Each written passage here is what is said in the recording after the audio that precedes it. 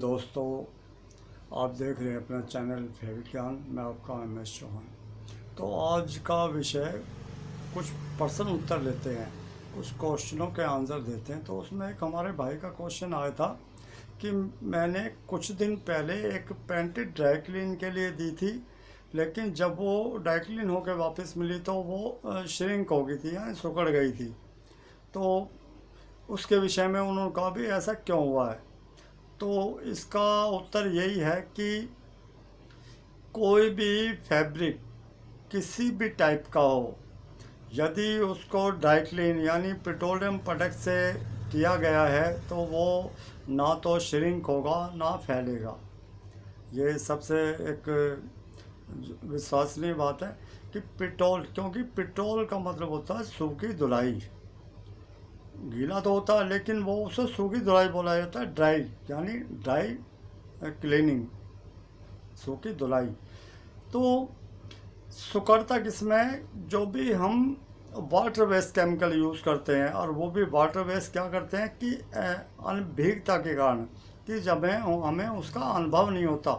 कि ऐसा कुछ नहीं है कि कुछ कपड़े इस टाइप के होते हैं, जैसे जॉर्जेट है, शिफॉन है, इसके अंदर क्रेप है, कुछ इस टाइप के एक जिनमें स्वीटी होती है। स्वीटी तो क्या है, बिल्कुल स्प्रिंग की तरह बिल्कुल छोटी हो जाती है, लेकिन क्या है कि वो सूखने के बाद फिर वहीं आ जाती है। लेकिन कुछ कपड़े इस नेचर के होते हैं कि वो श्रिंक हो जाते हैं। उसको जब हम ड्राई क्लीन यानी उसको जब वॉश करते हैं तो वॉश करने में उसमें जो रसायन यूज़ किए जाते हैं उसकी जो टाइमिंग होती है उसको ध्यान में रखा जाता है, क्योंकि विषय बहुत बड़ा है। ये एक तरह का महासागर है कि इसको जितना इसके ऊपर ध्यान दिया जाए, जितना इसके विषय में बात की जाए, उतनी ये विस्तार ले लेती है। बहुत बड़ा काम है। बाकी खाली हम सोचते हैं कि कपड़े को भिगो दिया, धो दिया, कुछ लिमिटेड ही हिसाब किताब, वो सिर्फ हमारा लॉन्ड्री या ड्राई क्लीन में होता है। गारमेंट इंडस्ट्री के अंदर ये बहुत बड़ा सब्जेक्ट है। और इसको कि जैसे काफ़ी भाई कहते हैं कि आपके पास 700-800 बोतलें नहीं, मेरे पास 800 केमिकल थे। केमिकल छोटा भी होता है, बोतल में भी होता है, ड्रम में भी होता है। तो क्या है कि ये मिथ्या फैलाना और किसी टाइप का मजाक उड़ाना, क्योंकि देखो सीरियस होके आप काम सीख सकते हैं, और किसी की खिल्ली उड़ा के या किसी को, उससे आपको कुछ प्राप्त नहीं होगा, कहते हैं ना जो। तो सीखने के लिए क्या है कि कहते हैं ना, जैसे एक दोहा है कि जात ना पूछो साधु की, पूछ लीजिए ज्ञान, और मोल करो तलवार का, पड़ी रहन दो म्यान। यानी जो तलवार है उसी का। और ये क्या कि हम किससे सीख रहे हैं, कौन सी धर्म का है, कौन से मज़हब का है, कैसी शक्ल है, दुबला है, पतला है, मोटा है, खूबसूरत है, ये अपनी जगह अपना काम है। कि जब हमें कहीं से ज्ञान प्राप्त होता है तो हल्का सा, जितना हम उनके ऊपर विश्वास करते हैं, जो निश्चित जो होती है, दृढ़ संकल्प होता है हमारा, जितना हम विश्वास करते हैं उतना ही हम सीख पाते हैं। तो कहने का मतलब ये है कि जो भी श्रिंकेज होता है कपड़ा, वो कहीं ना कहीं हमारी गलतियों के कारण होता है। कि हाँ, कि कपड़ा मान लो श्रिंक हो गया तो उसको खोलना कैसे, उसको उसी स्टेज पे कैसे लेकर आना है, तो ये भी है। तो उसके लिए हम या तो कपड़े के नेचर के साथ हिसाब से या तो सिलिकॉन शॉर्पनर यूज़ करते हैं, या उसके अंदर स्टार्च यूज़ करते हैं। वो कपड़े के नेचर के हिसाब से ही हम उसको जज करते हैं। तो कोई भी चीज़ असंभव नहीं है इस संसार में, सब चीज़ संभव है, किंतु एक दृढ़ निश्चय और सच्चे मन से जब किसी काम को किया जाए तो आप सब कुछ कर सकते हैं। तो कहने का तात्पर्य यह है कि पेट्रोलियम प्रोडक्ट में कोई भी कपड़ा श्रिंक नहीं होता। और बाकी इसी विषय पे एक क्वेश्चन और है कि एक हमारे भाई का क्वेश्चन आया था, इसमें दूसरा क्वेश्चन है ये। तो ये है कि उनका क्वेश्चन था कि जिस तरह कपड़ों को वाटर बेस यानी धुलाई में काफ़ी रंगीन कपड़ों का जिनका कलर लूज होता है वो लाइट हो जाता है, तो क्या पेट्रोलियम प्रोडक्ट में यानी ड्राई क्लीन में भी क्या कपड़े का कलर लाइट हो जाता है। तो इसका उत्तर ये है कि अगर वॉशिंग में भी सही विधि और सही केमिकल से लूज कलर के कपड़े को भी वॉश किया जाए तो कलर लूज नहीं होगा। उसके लिए हमें यदि हम नॉर्मल जो केमिकल जो हम यूज़ करते हैं उसमें सरफ, सोडा, टीपॉल उपॉल जो भी हम यूज़ करते हैं नॉर्मल केमिकल जो साधारण केमिकल है, तो उसके लिए हमें क्या लूज़ कलर के जो कपड़े होते हैं उसको फिक्स करना पड़ेगा। फिक्स करने के लिए फिक्सर दुनिया भर के हैं, जिसमें कि उसके ऊपर कई वीडियो पहले बना चुके हैं। तो क्या है कि एस्टिक एसिड भी एक फिक्सर है, लेकिन क्या कि कपड़े के जो नेचर है और कपड़े का जो एक तरह का उसका डिज़ाइन है कि कपड़ा कौन सा, कलर कौन सा, उस हिसाब से ही केमिकल का चयन करते हैं।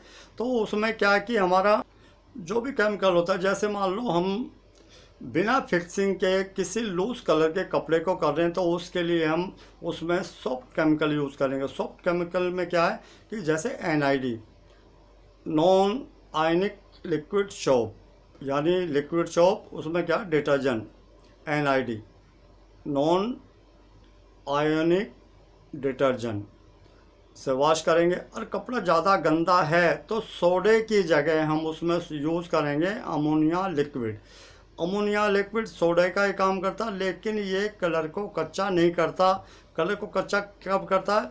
या तो इसकी क्वांटिटी ज़्यादा हो या टाइमिंग ज़्यादा हो। इसको जब भी किया जाए एक टाइमिंग होती है, टाइमिंग फिक्स की हमें इतनी देर में इस काम को करके फिनिश करना है। तो ये सारी छोटी छोटी बारीकियां ध्यान में रखनी है। और कपड़े को जब खंगालते हैं, पहली खंगलाई सादा पानी में और दूसरी खंगलाई के अंदर हमें एस्टिक एसिड से उसे खंगालना अति आवश्यक होता है। और एस्टिक एसिड के बाद आप उसको खंगालें या ना खंगालें, कपड़े को लाइट हाइड्रो करके सुखा दें। तो ये है। अब बात आती है इसमें पेट्रोल से कलर निकलता है या नहीं निकलता। तो जो सबसे ज़्यादा हमारे लॉन्ड्री वाले जो यूज़ करते हैं उसे यूज़ करते हैं MTO, यानी मिनरल टिपन ऑयल। ये उसको फ्रेंडली समझते हैं, उसको ओपनली भी कर सकते हैं, मशीन में भी कर सकते हैं। तो क्या कि इसमें लूज़ कलर निकल जाता है और बिल्कुल निकलता है जो लूज़ कलर होगा। और उसी तरह क्योंकि इसका जो मेथड क्या है कि जो पेट्रोलियम प्रोडक्ट जितना वज़न वाला है यानी भारी है, उतना ज़्यादा वो लूज़ कलर को यानी लाइट करेगा। तो उसमें जो सबसे भारी हमारे पेट्रोलियम प्रोडक्ट है उसमें होता है परक्लोएथिलीन। लेकिन उसको ओपनली बाहर हम यूज़ नहीं कर सकते। उसके लिए हमें जो पर्क मशीन है उसी में उसको हमें वॉश करना पड़ेगा। और ओपनली इसके करने की आप कल्पना ही नहीं कर सकते, क्योंकि ये बहुत ही ज़्यादा विषैला रसायन है कि इसके संपर्क में आने के बाद मूर्छित यानी मनुष्य या कोई भी जीव मूर्छित हो जाएगा। तो इसीलिए क्या है कि इसकी जो वॉशिंग होती है मशीन में डालते हैं और कंप्लीट सूखने के बाद यानी वो वॉश होगा, उसके हाइड्रो होगा, उसी में टम्बलर होगा। बिल्कुल सूखने के बाद कई बार क्या है कि हल्की सी उसमें गुंजाइश रह जाती है, सूखने में बाहर निकलता। तो जब फिनिशिंग में जब फ्लोर के ऊपर आता है तो एक तरह का गैस फैल जाती है। तो इस तरह क्योंकि जब एक गारमेंट को निकाल के एक बार देख लिया जाता है कि बिल्कुल क्लियर है, उसके बाद ही निकाला जाता है। तो कहने का मतलब ये है कि जितना भारी जो पेट्रोलियम प्रोडक्ट है उतना वो कलर को लूज कर सकता है, बाकी श्रिंकेज वगैरह नहीं होती। लेकिन इसमें सॉफ्ट केमिकल जो बिल्कुल परफेक्ट केमिकल होता है कि जिससे हम ड्राई क्लीन कर सकते हैं लूज कलर के कपड़े को भी और उसका कलर नहीं निकलेगा। तो उसमें हम सॉल्वेंट वो होता है जो कि कपड़ों के दाग निकालने में इंडस्ट्री में जो हमारे ड्राई क्लीनर यूज़ करते हैं, कपड़ों से दाग यानी तेल, घी, चिकनाई, ग्रीस या इस टाइप के जो ऑयल वेस्ट जो स्टेन होते हैं, दाग होते हैं, उसको स्पोर्टिंग गन से निकालते हैं। तो ये बहुत हल्का होता है, छूने में बर्फ़ का एहसास करवाता है आइस का। और दूसरा इसमें होता है CTC, वो भी बहुत ठंडा होता है, स्पिरिट की तरह होते हैं दोनों, यानी बहुत जल्दी उड़ जाते हैं। तो क्या है कि इसमें आप ड्राई क्लीन कर सकते हो, लेकिन ये बहुत खर्चीला इसलिए, एक तो महंगा है, दूसरा ये जब आप इसको 2 लीटर डालेंगे तो कपड़े को वॉश करके निकालेंगे, हो सकता है कि वो आधा लीटर आपके हाथ में आ जाए, वो उड़ ही जाता हवा में।